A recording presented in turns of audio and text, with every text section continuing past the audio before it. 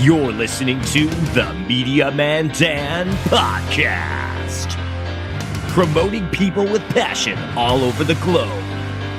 This is your host, Media Man Dan. Let's rock!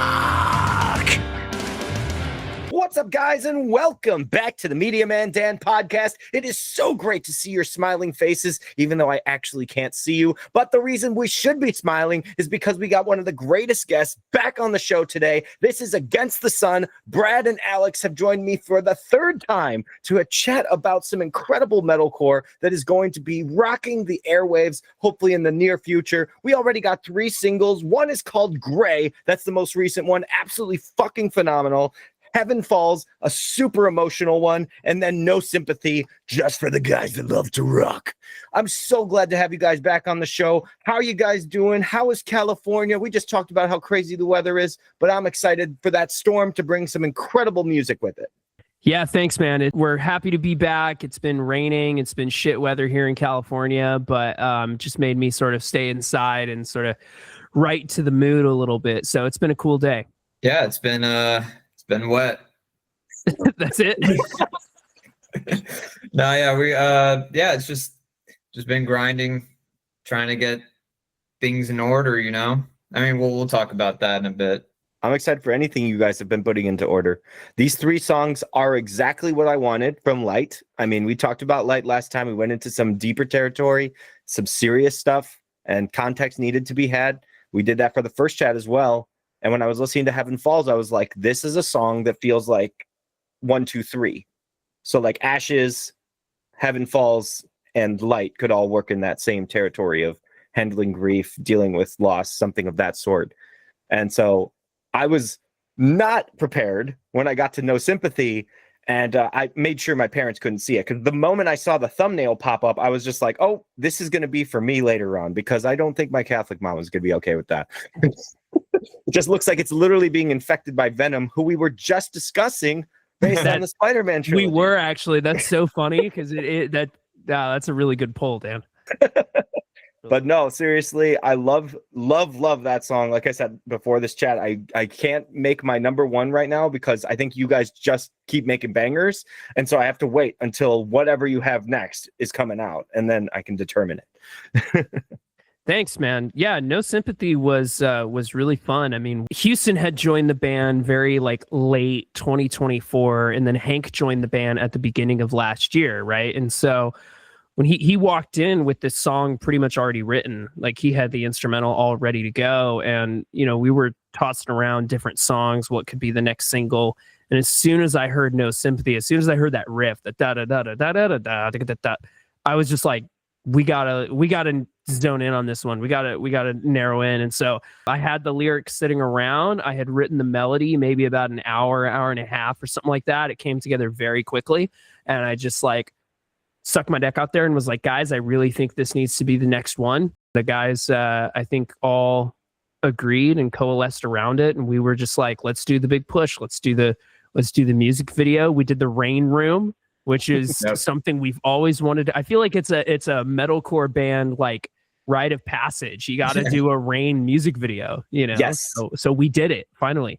That was like the song itself is awesome, but the music video was a whole nother experience. Because we've done plenty of music videos, and one of the most overworked ones was definitely for Undone. That was dude, it was a whole day, and we had to travel and load a bunch of gear to weird spots.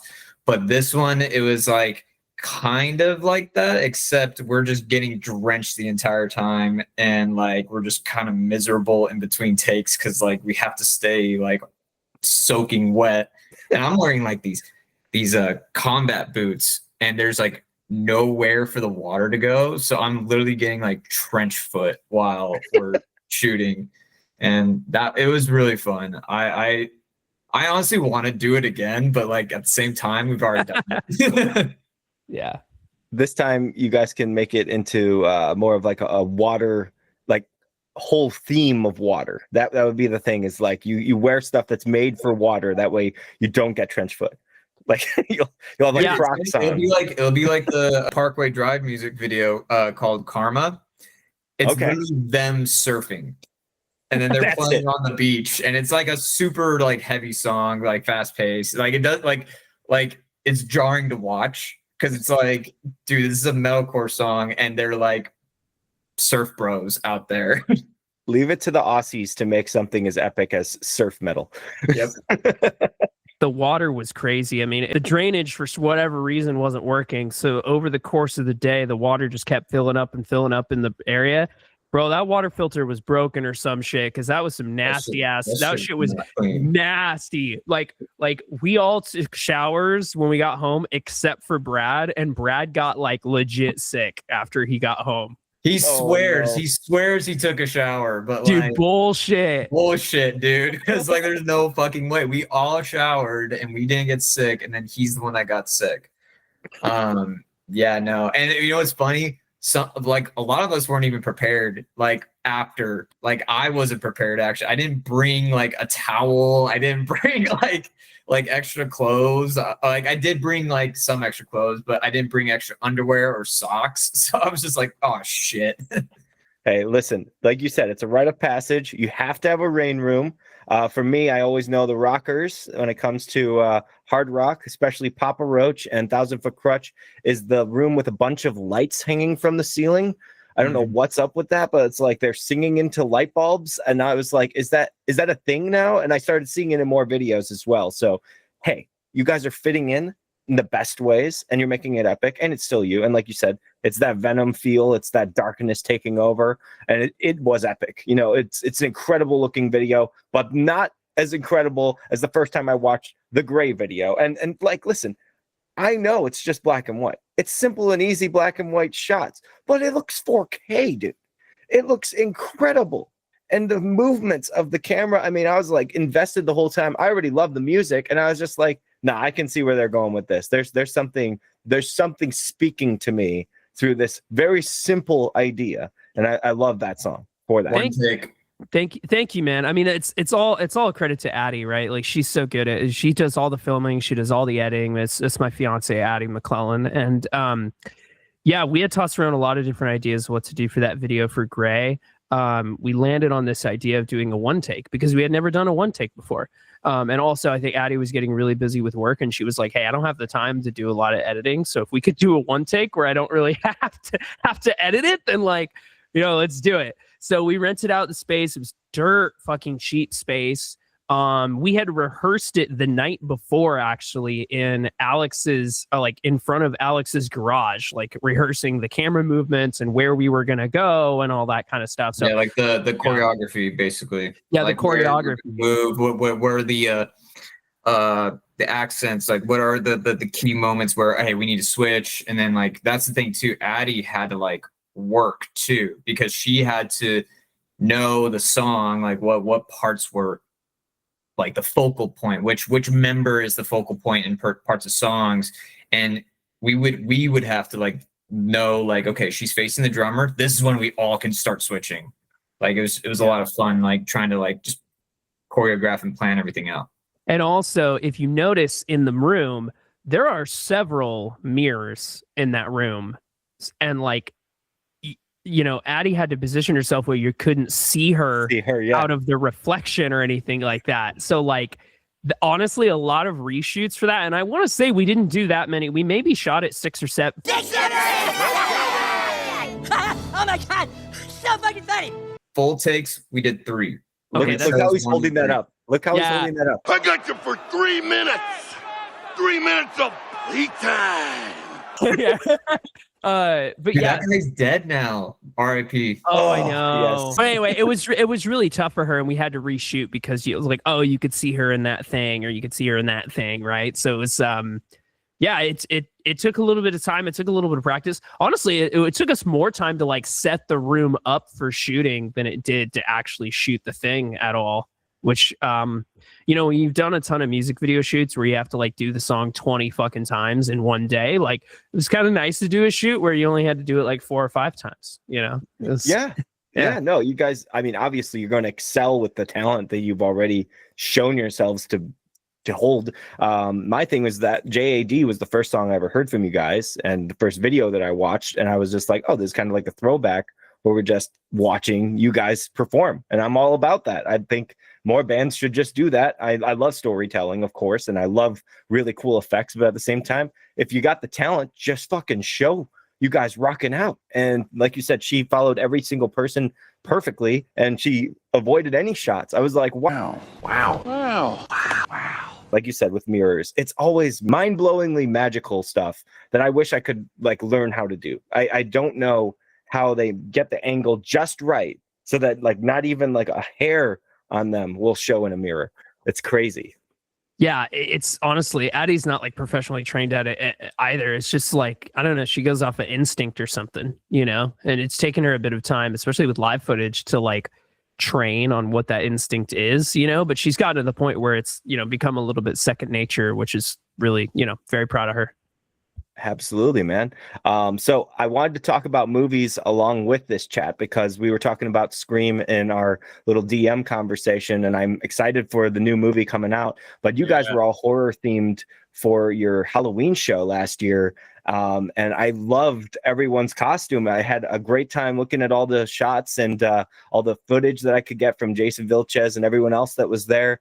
And shout out to everybody that was there because that was an epic night. You guys all rocked and kicked ass on stage, and you had all your costumes. So, I mean, how do you do it? How do you do it where you're having to like put on a mask and play drums or play guitar? I would have to look at the guitar. I would probably hold the wrong part at one point. That would happen.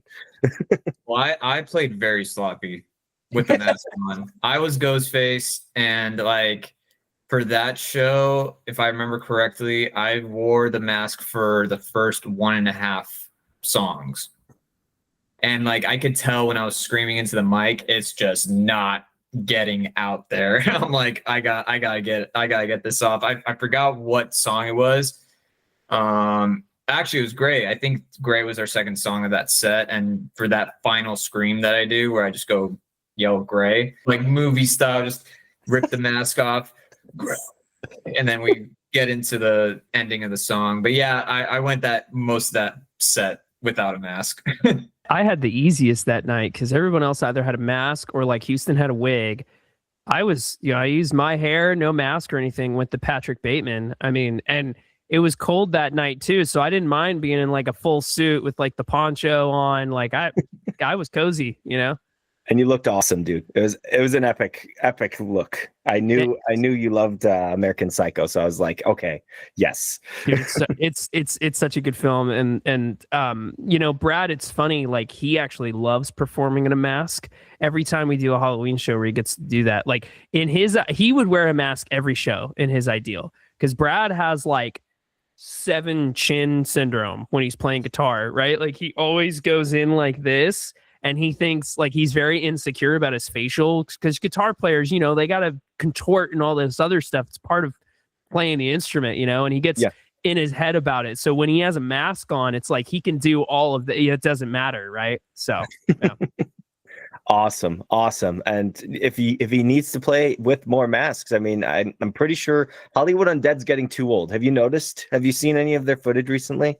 No, I haven't. They don't wear masks anymore. And they all look like dads. Like, I'm pretty sure they probably are all dads. But like, I was watching a performance they put up on YouTube, and I was just like, I just saw you guys open for Hailstorm just 2 years ago. What the fuck? They do not have the youngest of looks. Hey, masked like anonymous bands, they're a thing now. You know, I mean, obviously, Sleep Token's the biggest, but you have President. Yeah. You have that new chick Zenobia or whatever. Like it's a whole like subsection almost of metal where they do this anonymous masked thing. It's just so odd to me that they all also kind of sound the same too, which is just really funny to me. You noticed that? Yeah, you notice these are very similar things. But I'm actually going to be seeing President next month opening for Bad Omens. Super excited for that show. Awesome. I'm going. You're going to that one too? Hell yeah, man. Not your show, but I'm going to see them.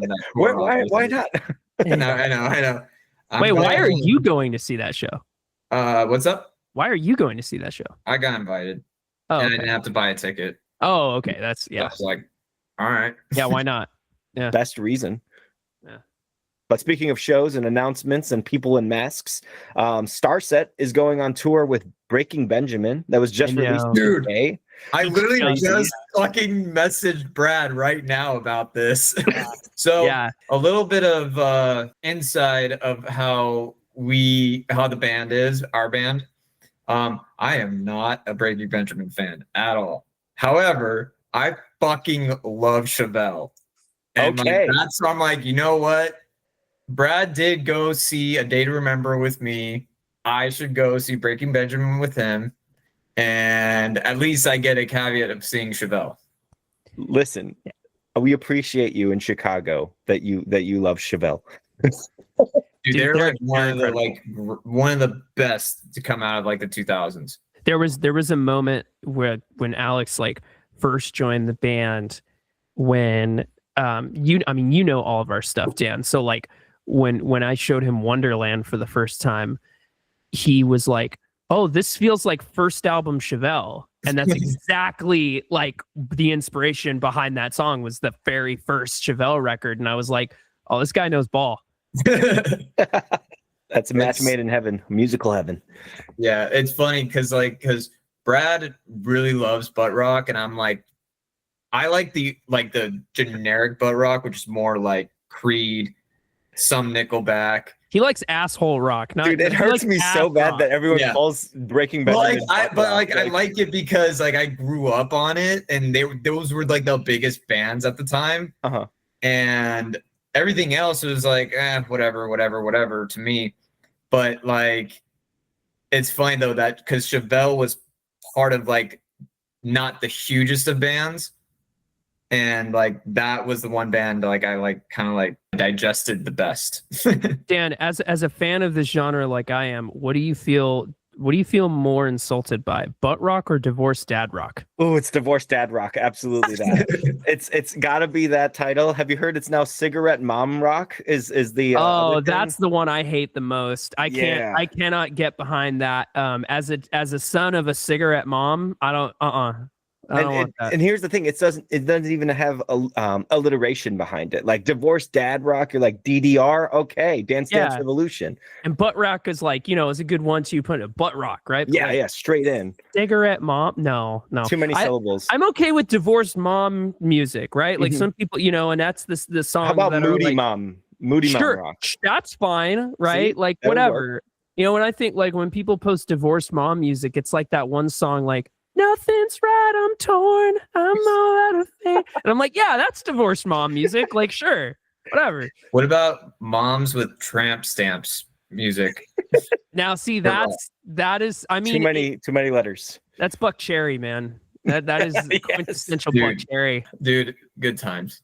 There's something about Breaking Benjamin. The butt rock fits them for when it's their singing. Like Ben is a extremely talented vocalist. So many people have, tried to take his style of vocals. Most recently, Dark Divine. I saw them open for Ice Nine Kills. Oh my God, because they're copying Motionless in White. Because they're copying Motionless and Motionless. Breaking. Yep. Exactly. But Alex, you can see where I'm coming from. When you say butt rock, I'm thinking all hard rock. But if I listen to Red Cold River, I'm not saying that's butt rock. Like that's a completely different style of what Breaking Benjamin can bring. They just choose not to.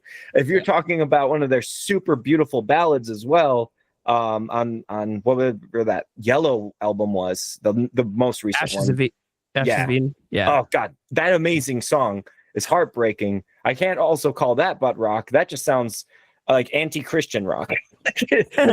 Yeah, there's like a continuum here from like, and that's why I call certain butt rock bands like asshole rock or like ass rock, because it's like the stinky, like that's the real bad stuff. It's like the hole of the butthole. Hinder. But like, yeah, like, and I like some Hinder songs. But they're like, I'm thinking like the real bad stuff is like Kid Rock or like Theory of a Dead Man or something like that. Like I can't, Saving Abel or some shit like that.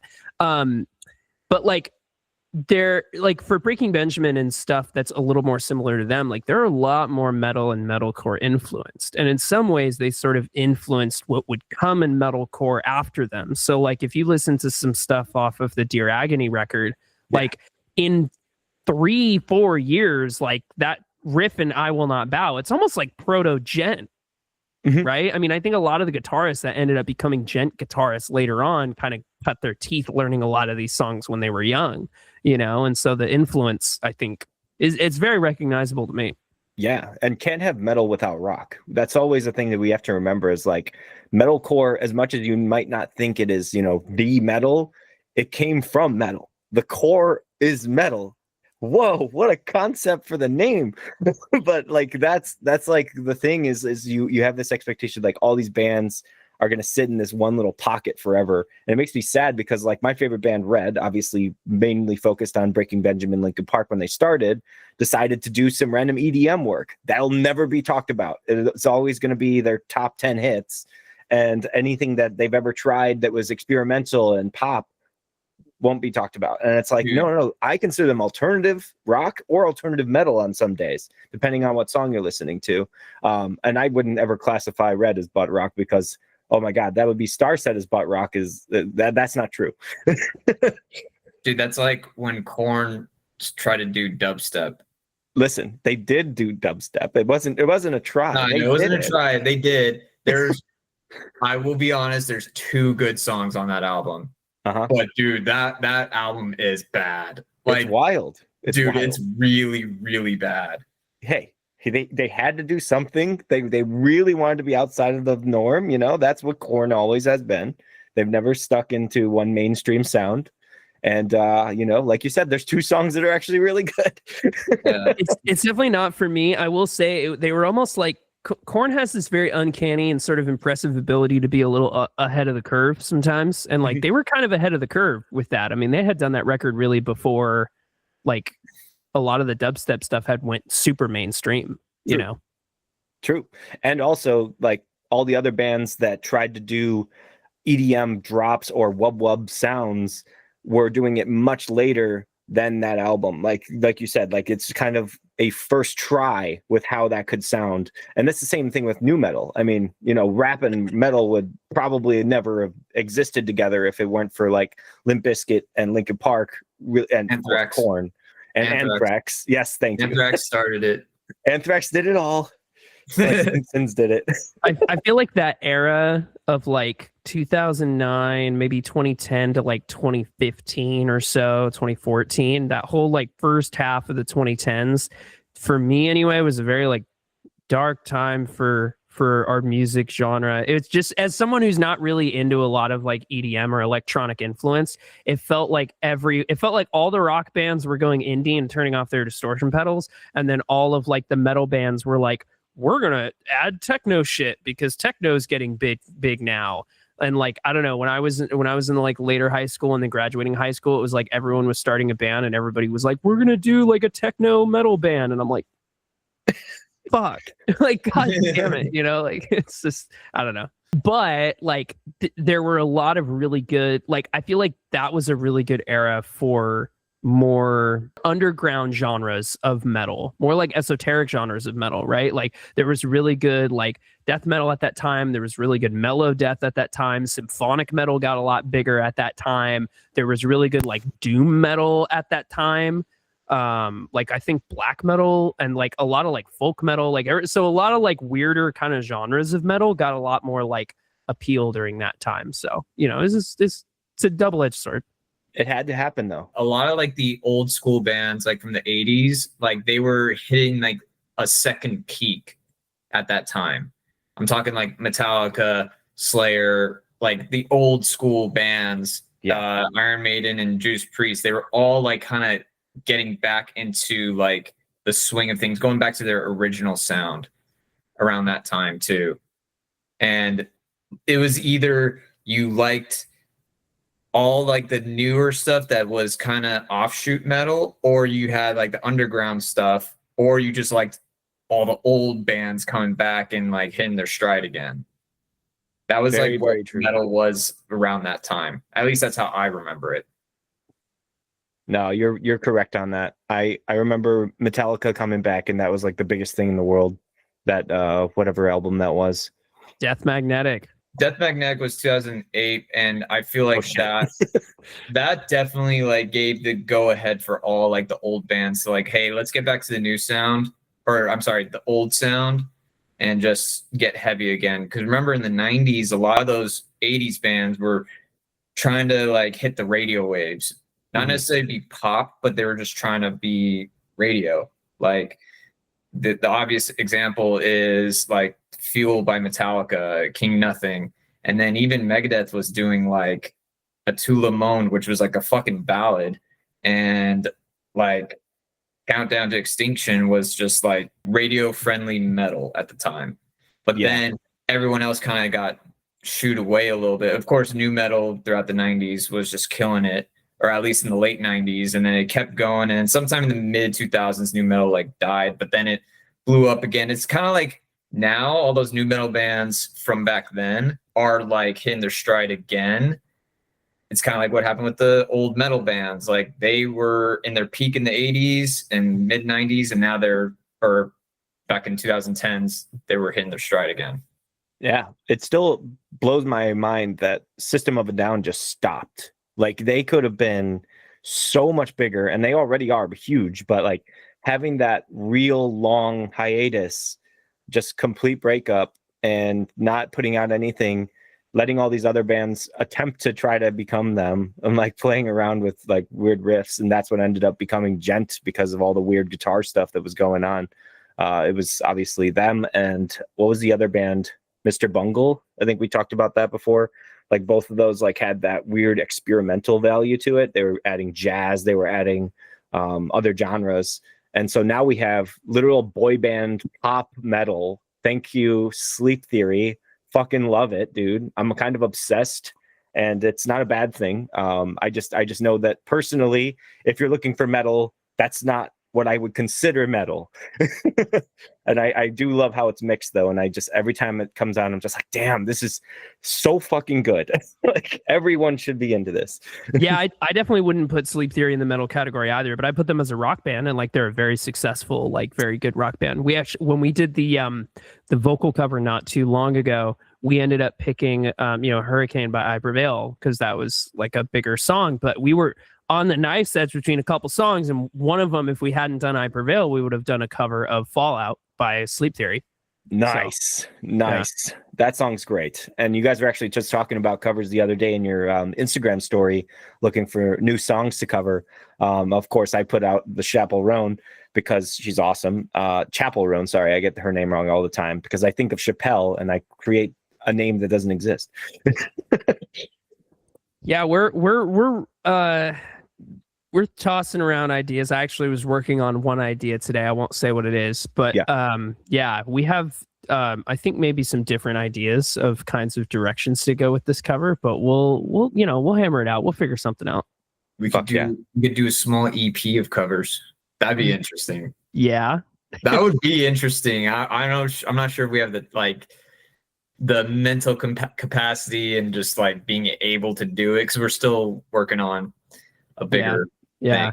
I feel like it'd be fun to do it as like each band member picks one song, and so you just get like total, like Alex really wants to do Tornado of Souls, right? So like boom, we do Tornado of Souls, like fuck it, right? Like no one's allowed to say no. Every band member just says, like, picks one song and goes, we're doing this, I don't give a fuck. I think that'd be interesting. Pretty much how Our Last Night was invented. Yeah. Pretty sure how they do with their covers is always like, hey, what's hot right now? Who cares? Let's just do this song instead. And I love it. I love when metal can combine two things like you guys did with video games. I love that cover, and I'm really excited to see whatever you have planned, because you're magical music masters. I'm going to use all the M's across the board. But let's talk about the song I really wanted to get into, and that's Heaven Falls. Heaven Falls, like we said, Angels Fall, Breaking Benjamin. There's just something about it, very emotional. Lyrically, it's very emotional, and also rage, a lot of rage in the end. There's a lot of repetition. It's just like letting go, but also not. It's just like holding on to something that's been that's tearing you apart, but you're still holding on to it. It's kind of a double-edged sword, I guess you could say. Grief is always a double-edged sword because it helps you move forward in life, but also it's still hurting you forever. It holds a never-ending pain that's always going to be there. You can't just, make it dissipate. It's always going to be part of you, but it becomes the best learning like example. I guess it would be your guide towards your next big moment in your life. Yeah, man. Yeah, I mean, you could start, Alex, because Heaven Falls started out with your riff. So, well, actually, technically, it started with Brad's riff, other guitar player. So That he ripped off. So funny story. Years before this song was written, Dan, you remember BMM, right? Yes. Okay. You know the verse riff in Heaven Falls that goes like it's just that verse riff. So Brad had that riff forever, and he was trying to teach me how to play it, and I kind of just bastardized it and made it the main riff of BMM. The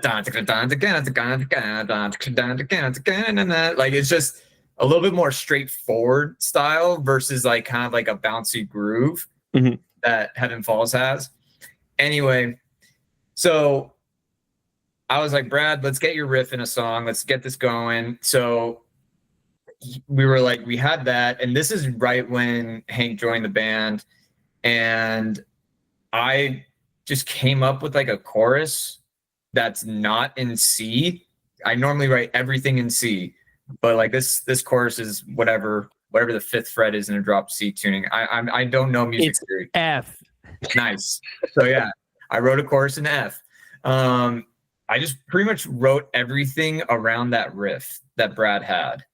And we put things together, and Brad had the main riff or the verse riff and the pre-chorus, and it just gelled perfectly with each other. And honestly, Brad and I wrote like the music for it in like a night.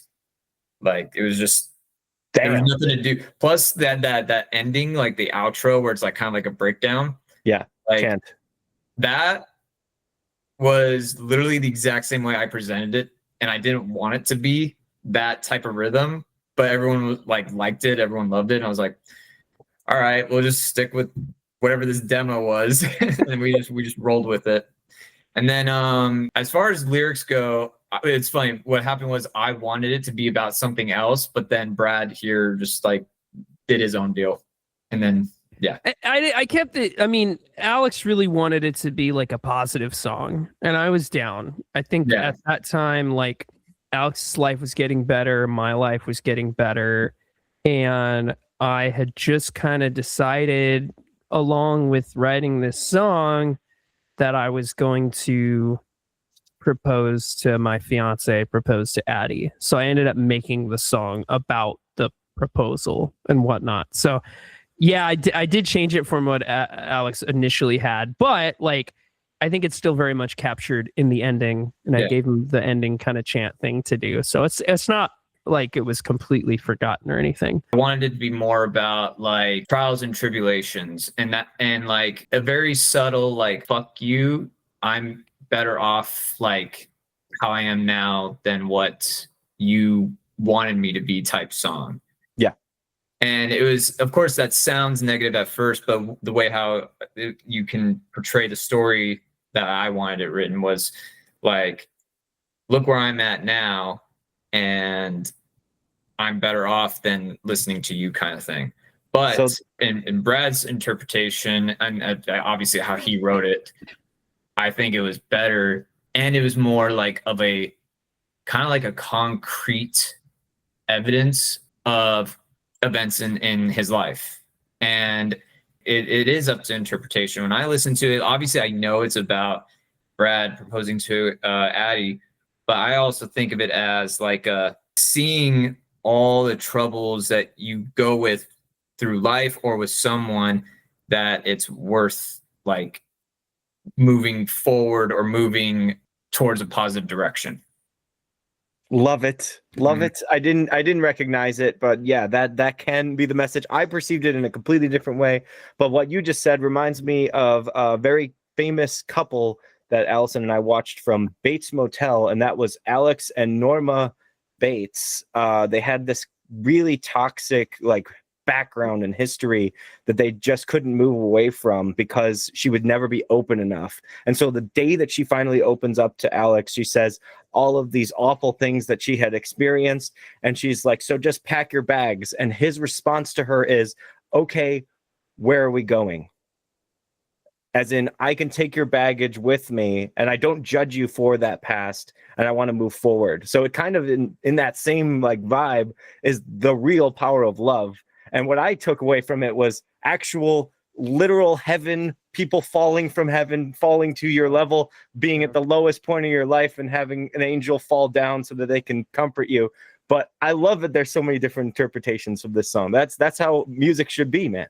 Absolutely. I love that it means what it means to you. That's awesome. Like I love, you're right. I love how people can, because I have meanings like especially with stuff like Breaking Benjamin. I feel like a lot of other artists that we like, Dan, is like, Breaking Benjamin especially, the lyrics are pretty vague. Like it's up to a lot of interpretation. And like, I'm sure my interpretation of a song like Away or Simple Design or something like that, like no one is gonna fucking understand it at all. But if someone would ever try to tell me like, hey, your interpretation of that, even if it was Ben Burnley himself being like, hey, your interpretation of that is wrong, I'd be like, those are fighting words.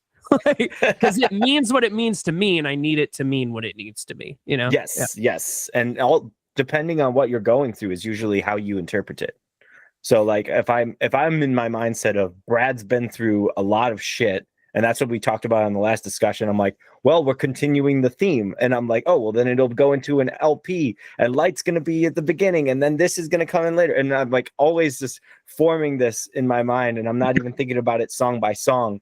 That's why when I got to No Sympathy, that one, I didn't care. And I just wanted to rock. And you guys let me rock. And it was so much fun. And then we got to Gray. And like I said, the video was so simple, but so effective. And the lyrics and the chorus is soaring. And I love a chorus that takes all of the melodics and just introduces it everywhere. Also, you guys had this like back and forth where it was heavy and then clean, heavy, clean, heavy, clean. And I was like showing it to my parents. Like I said, they don't like screams. And they didn't ask about the screams. They were just like, I don't know if this was mixed correctly because his voice is a little low. I'm like, no, it's probably our speakers. Don't worry about it. I accomplished a few cool things on that song that I was happy about. Number one, I put falsetto into a chorus. I've always wanted to have falsetto into a chorus. I think that's fucking sick. I remember when Corey Taylor did that on Neo Forte. I think that's the song title that go right down. The chorus. Right? Yeah. Mm-hmm. I remember thinking that was absolutely sick as fuck. And I was like, I'm going to do a chorus with falsetto at one point. And then that song was written after I had listened to Tsunami Sea by Spirit Box for the first time early last year, which was my favorite record of that year. I think it was absolute bullshit. They didn't win best record of the year last year, but we can get into that later. And I wrote like a ton of songs because I was super inspired by it. It was almost like a fever dream of like creativity. I barely slept for like 3 days. It was just like this whole kind of manic period. And out of that came Gray. And one of the things I was really happy about was like, that song's in drop F sharp, right? So it's really, really low. And typically when you tune guitars that low, it incentivizes very like single note playing, very like bounce riffs and stuff, because like when you go that low, chords are like hard to articulate. It's hard for a lot of guitars to articulate. But I had my baritone, my Mike Mushok PRS baritone set up like where you could play drop F sharp and it'd be really crystal clear. Like prior to that, when I kind of rearranged video games, for example, like I did that through a tuner. Like I was using like a pitch shifter to get it down to drop F sharp. So this is my first time writing in that tuning with a guitar that was actually meant to be in that tuning. So I could play some chords and it actually sound good, right? So like I wanted to write something in that really deep tuning and play it in a way that you wouldn't normally play at that tuning. So there's a lot of like complex chords going on at that low of tuning. And I think you could still hear it really well and stuff. So I was really proud of like doing a song that low, but also like making it different, not just making the same sort of like single note bounce riff that like, you know, everybody typically does. So No, I love it, man. And the technical skill that's behind it. Like you said, it's very hard to articulate any of that in that specific range just because it's so expected that you're going to have single note patterns. When it comes to like death metal, I've noticed after a while that almost a lot of it can sound like the same song when you get to a certain level of listening, specifically Cannibal Corpse, and no shade for them, but I also can't listen to anything because I have no idea what album I'm on if I'm listening to them. I'm like, what? Yeah, Alex. It's all about the it's funny. Like, cause I'm a huge Cannibal Corpse fan, and like I can tell just by production quality and by like certain little like I can tell that That's all the giveaway. Bass has a lot more treble in this, so it's from the fucking the Kill album. Oh, the bass is really buried. It sounds more like how an 80s tune would be, and the drums are like the snares a little bit more snappy. So this is from the Torture album. Like I could just tell like what albums they're from. So let's say you have poor earbuds or poor headphones, and I put on 5 songs from 5 different albums. You would have absolutely no idea what they are because you don't hear the production difference. You would just be like, unless I knew the song, of course. But like, yeah, there's certain bands that I can just tell when I'm listening to it. I know it's from that. Like all the even though there's only like a handful of albums, like 7 or 8 by Black Sabbath with Ozzy on it, like. I can tell which album it's from. Awesome. That's a good skill to have, dude. I mean, most people aren't listening that specifically, you know. They're not looking for anything but the riff or the chorus or something of, you know, the lyrical value. You're hearing the technical aspect that's all in the production part. And, you know, as someone who's your co-producer, right? You guys are all producing your stuff, right? Mm-hmm. So like you have to hear it. So you're gonna make something awesome. That's just the way it is. I wouldn't say it's a skill for other people's music. I would say it's just me. Like I just listen to it to death, and then I'm like, yeah, I just know it. I just know like that's the sound quality of this album. I get that. I can do that with Starset especially. There's a specific thing between their first album and their third album. Their third album also makes it easy to know because they're all capitalized letters for titles. That makes everything easier as like, oh, I know what album I'm on. But yeah, no, like I was saying, it's just that drop everything. I don't know what key anything is in, but having a drop and making it sound so deep and doing anything interesting is very challenging. And I'm really happy that you achieved it. You know, it's awesome. It's really catchy. Everything, like I said, it's cleans and screams that I love. I like a good mixture. It reminds me of Love the Way You Lie, the cover from was it A Skylit Drive? Like they have that mixture, and I think it really works for first-time listeners, especially if you want to get into a band. You want to hear a lot of good singing, and you also want to hear some great screams as well. And I think this song, Gray, provides both, definitely. Thanks, man. It's sort of become like our trademark, I guess, right? Is this sort of good cop, bad cop thing between Alex and I. I think that's the unique part of the band. I mean, plenty of other bands do cleans and screams and stuff like that, but I think it's a little rarer to have them totally separated by vocals, you know, like I don't do, you know, he very seldom does cleans. I never do screams. Like I just don't know how. So I think that's really cool. And it allows me as a lyricist, right, to like play around with stuff, right? So for example, like on Gray, you know, that song's about my insomnia, right? And so Alex's lines are essentially like from the perspective of the like anxious insomnia thoughts I have. So he's like kind of the devil on the shoulder character, right? So I can like put Alex into different perspectives, right? And then I can, you know, he's like, you know, literally screaming at me all my insecurities and all this other, like, you're a dumb piece of shit, you know, whatever. And then like my clean line is me being like, oh no, leave me alone, you're bullying me. yeah. So it gives me like a fun space to play around with as a lyricist, and therapeutically. Yeah, definitely. Like it's super helpful. You were just saying like the devil on the shoulder, the angel on the shoulder. One of the most famous movies that is 20 years old this year is Emperor's New Groove, and you know, Crunk is mainly famous for that image you can always yeah. think of. It's all coming together. I gotta watch that movie again. It's been a while. It's so good. I know. I hear it holds up well. Like Bro. I gotta watch it again. Like if you love Deadpool, anybody that watches like Fourth Wall Breaks, it's Emperor's New Groove. That's where you Right. start. Totally. I'm gonna watch that tonight. Yes, let's go. But yeah, no. Okay, so Gray is currently the most recent one that you guys have put out. Is that the first one that was recorded, or is that just the most recent one that you have released? No, so from last year we actually did everything in sequential order. So No Sympathy was done first, put out, and then Heaven Falls, and then Gray. Like we took a Technically, Pieces was the first.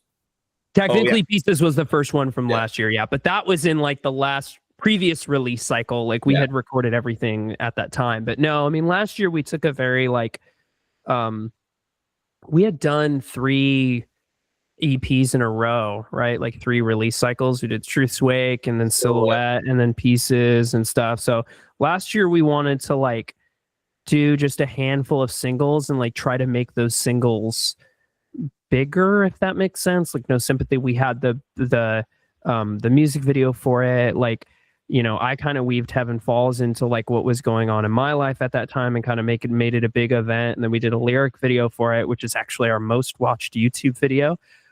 Which shit, I that's undone. I didn't even know that. Oh, it passed undone a long time ago. Who was the blue silhouette, the one that's holding hands by the end? Who played those? In the lyric video? Yeah, it was all animated. It is all animated. Oh my god, incredible! Yeah, the artist was fantastic. I was so I went through a lot of revisions to make sure that lyric video like did, you know, like was exactly what I wanted, but they were great. We just found them online, and we had done I think maybe 1 or 2 lyric videos in the past, Alex. I can't remember. I think we did like a Chelsea Said lyric video, but I think this Chelsea Said, and we did I think that's it. Right? No, there's another BMM. We did a lyric video for BMM, but that doesn't really count because we did a music video. No, we did a music video for BMM. We did a lyric video too. Oh, okay, yeah. Yeah. But anyway, Heaven Falls like feels like it was kind of a better lyric video. Like you know, and I think it shows, which people really liked it, so that was cool.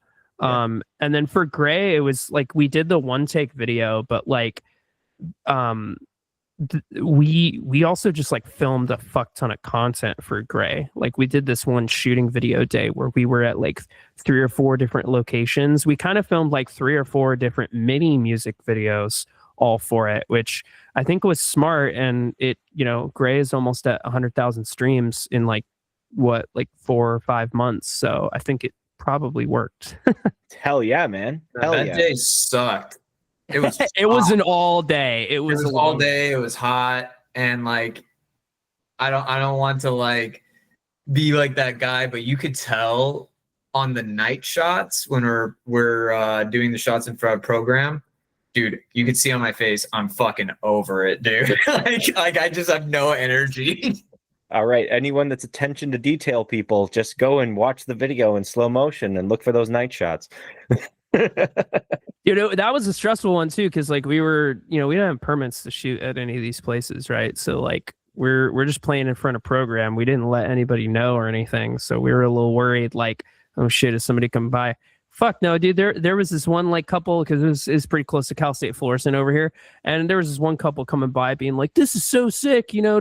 So like people were all about it, right? Like if cops were gonna shut us down, whatever. But I don't think we were bothering anybody. So I think your overall like vibe is so friendly. Like when you're off of the mics, you guys are always so nice to people, and you're beloved by SoCal.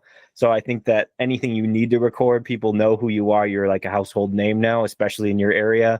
You guys did a lot last year. We didn't even get to talk. I think that we talked in 2024. So yeah, it was great to see how much greatness was coming from you guys. I'm really hoping for Scarlet Siren to have that same greatness this year. I know they have more music on the way. And of course, Where It Lies was taken off as well. So I was just like, my 3 nights of SoCal, absolutely killing it. And you guys were on stage all the time too. You were constantly touring. You're still constantly touring. How's that going for you guys? Have you seen a larger impact for the audience? Have you seen bigger crowds, anything like that? You know, I think we've done a good job of connecting to some markets that like don't always get played too, right? So like when we come out to Riverside, for example, like, you know, the people out there, like they really like us, and they'll drive like a really long time, right? Like we have this one fan, she lives in like the Inland Empire, and she has to drive to work in San Diego. And for those of you who don't know like how far that drive is, but that's like 2 hours one way. Damn. Right? I know. And she'll like get off of work at night, drive 2 hours home from San Diego, and still go to one of our shows, which is like fucking, that's some dedication right there. Yes. You know? So yeah, we're doing that. We're looking to probably do a show this year up in San Luis Obispo. So that's going to be a new market that we're going to hit. I would love to start branching out more regionally. So I'd love to go to Phoenix. I'd love to go up to the Central Valley in California a little bit. I think we should be kind of spreading our wings a little bit and start getting ready to fly here, you know? Definitely. You guys gonna go to Seattle as well, way up north from you? You know, we'll see. I mean, honestly, we have a little bit of a bigger presence, I think, more in the Southwest. So, like, if we can get more, like, say, Texas, start getting more out there, like, that would be good. I think we do well in Texas. I mean, our biggest U.S. cities are obviously Los Angeles is our biggest one. That's where we're from.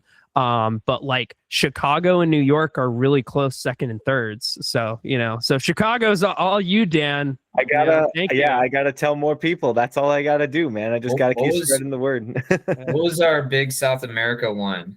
Oh, dude, Sao Paulo, the capital of Brazil. Yeah, dude. Like, yeah. Like that. I think that's like our number one, like city, foreign, like international. Have you had comments yet? I think it's our top city, like, all considered. Let me look at. No, dude, our top city is Sao Paulo. That's sick. Whoa. Okay, Yeah. So you're gonna get comments now. Come to Brazil every time you announce tours. That's just gonna happen. It's that and like Santiago. Chile. Someone hit us up from like Suriname or something like that, and like, yo, you should come play out here. I'm like, I've never even heard of that country. That's definitely why you got to play out there. Holy shit. Imagine the impact that they'll have knowing that somebody who didn't even know where they were, like, came out just to play for them. That would be Could you imagine that fucking, like, and then we go there, spend all this money, and then we go, like, play a bar show? Dude. Oh my God. Okay, you'll be happy to hear this, Dan. Our number one U.S. city is now Chicago. Let's go. There you go. So happy to help out. You guys, I know it wasn't all me, passed LA. Congratulations. I will have to tell more metalheads about you guys. I know I've told a lot, but I got to tell more. And like I said, your cleans are incredible, and I think that you can definitely get the non-listeners to check it out as well with this new song, Gray. And I'm gonna keep telling people about it. Thank you, man. Thank you. We're almost at 100,000. We'd love to crack that, and everything, you know, moving forward, I think is a good, like, mixture, I guess, of cleans and screams. Like, there's a wide variety of songs we're tossing around for this record. We have stuff that is very slow, very like a 6A ballad kind of thing, and then all the way on the other side, like, we have a song that is by far the heaviest song we've ever put out, to where there's pretty much no cleans in the song at all. It's just brain rot. Like, it's absolute brain rot. It's degenerate. Like the lyrics are so like this is the first time I'm writing like lyrics for the entire song, because it's all me on vocals, and I made it very personal, and I made it like, all right, this is a death metal song, at least lyric wise, and like there is a verse. My goal is to make it so that you can't even understand what I'm saying. That's a deathcore verse right there. Honestly, the song is, if any of our songs would make it as deathcore, I don't think this song technically qualifies still, but if any of our songs would be deathcore, it would be this one for sure. Oh wait, actually, now that I think about it, it could still be in the death metal range, because if I have to think about any band, I go to that one song. What is it called? It's by Volbeat. They have a fucking death metal song in the middle of one of their biggest albums. You ever heard it? No, I haven't, but I like Volbeat. Volbeat has a song. It's a woman's name. Like an Elvis Presley metal over here. Yeah, exactly. That's how I feel about it. Yeah. But then they have this song called Evelyn. I don't know if you can hear this. Probably not. No, not at all, Dan. Not at all. I don't know. To you, what is the song we've been talking about, Alex? Is it death metal or is it deathcore? I say it's deathcore.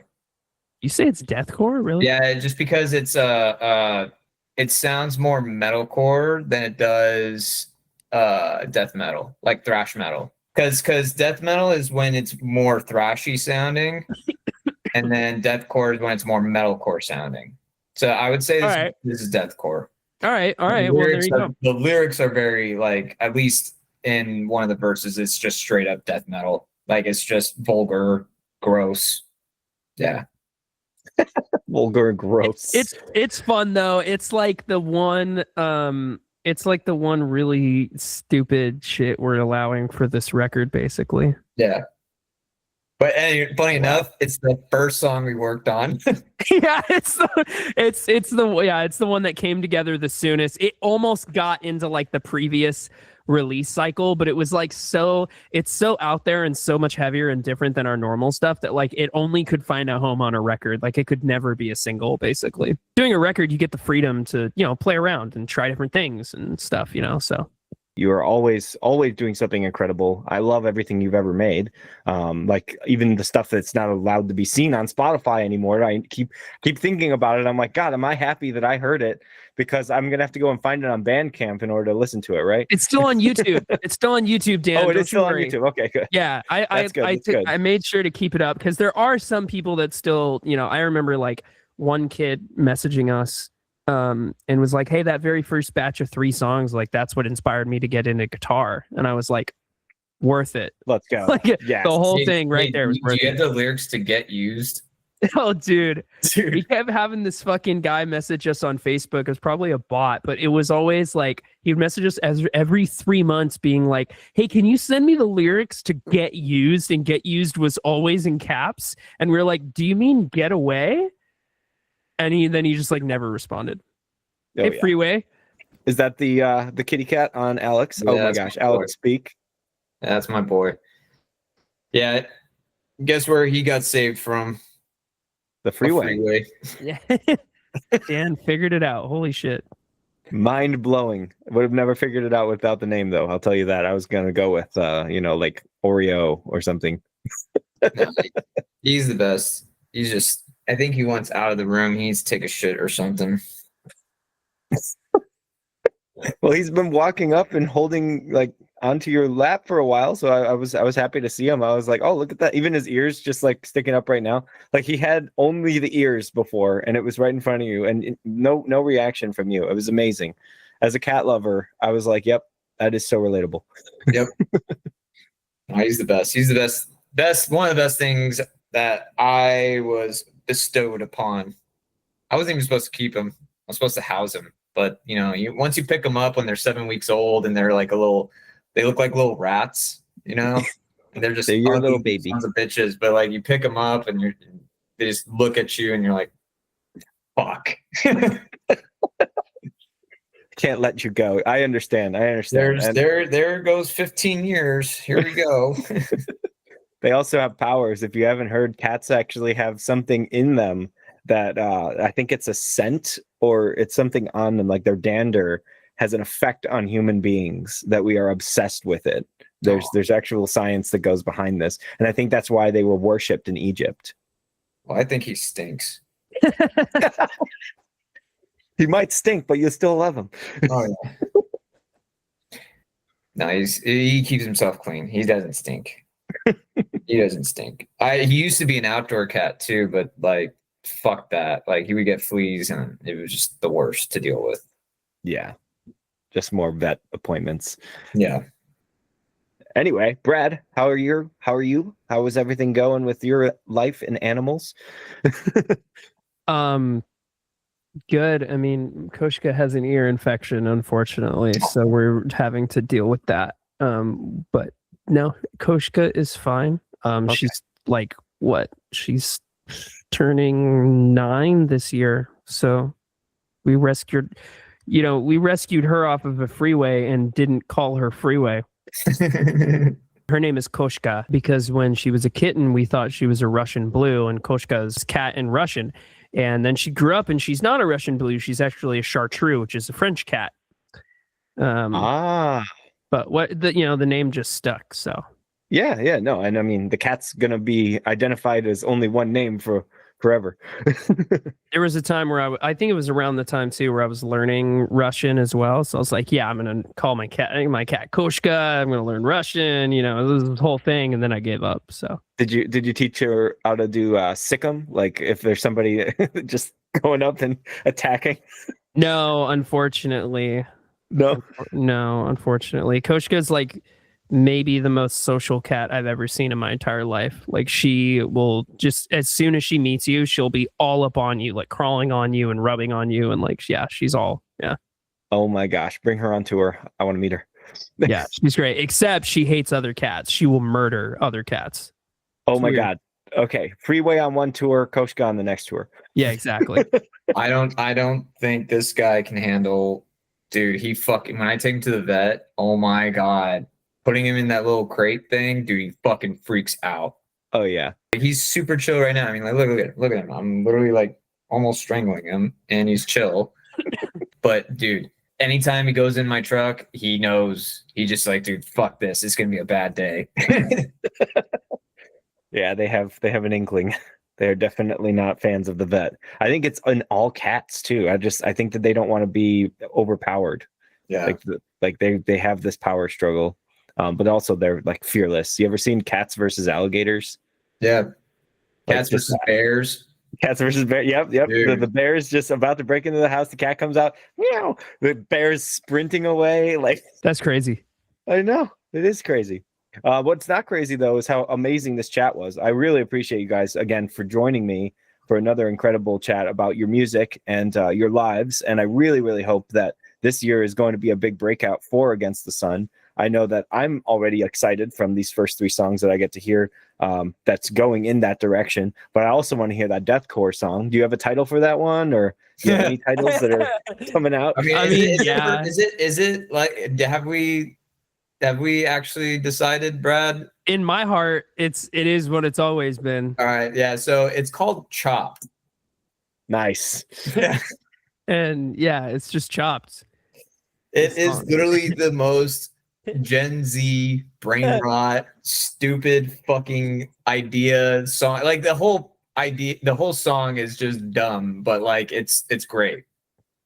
Yeah. Is it gonna be track 6 or 7? Get fucked. How about that? And then like aside from all of that, in the meantime, we do have a surprise coming out. I don't know when it's coming out yet because Houston and Alex need to do shit, but we will have a surprise coming out at some point, and it will be really fucking cool.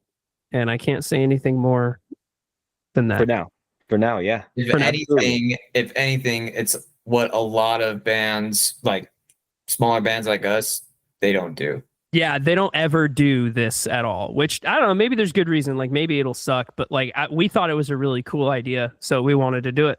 Awesome. So It's a unicycle. No, I'm kidding. Unicycle on stage during a scream.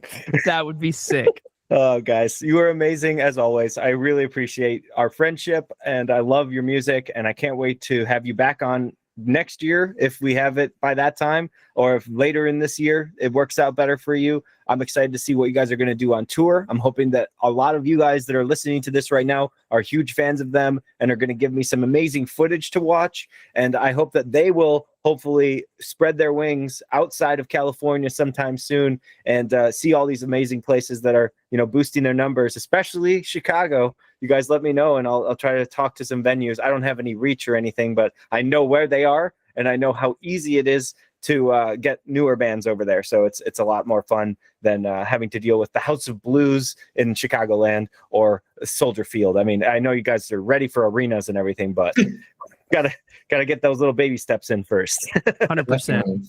Yeah. Well, thank you again, Dan. I mean, it's always a pleasure. Absolutely. God, Dan, appreciate it. Always welcome to be here. I literally, man, I'm so happy that the podcast was mostly focused on SoCal. And I won't talk about the band that started it all because that's a whole lot of shit drama. But I will say I really appreciate that I was entered into your area, all the circles that I've made of friends and promoters, and like you guys all are a family over here. Like you guys, amazing music, amazing people, and the passion is all across the entire Pacific. It's I love it. I can't wait to see who's going to blow up next and who you're going to take on tour, who you're going to co-headline with. Like there's just so much potential there, man. Yeah. Thank you, dude. Likewise.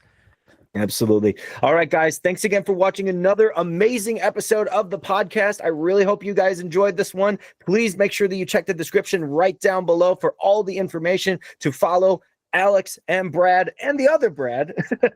And make sure that you are following them on all socials and get their music to your eardrums and all your friends and family's eardrums as soon as possible. Please share their stuff. They are so good at making music. They're so young. They have so much potential. They're going to be higher than heaven. That's going to happen. One day they're going to be higher than heaven and you're going to be missing out on it right now. I'm giving you a shot. Go and change your life.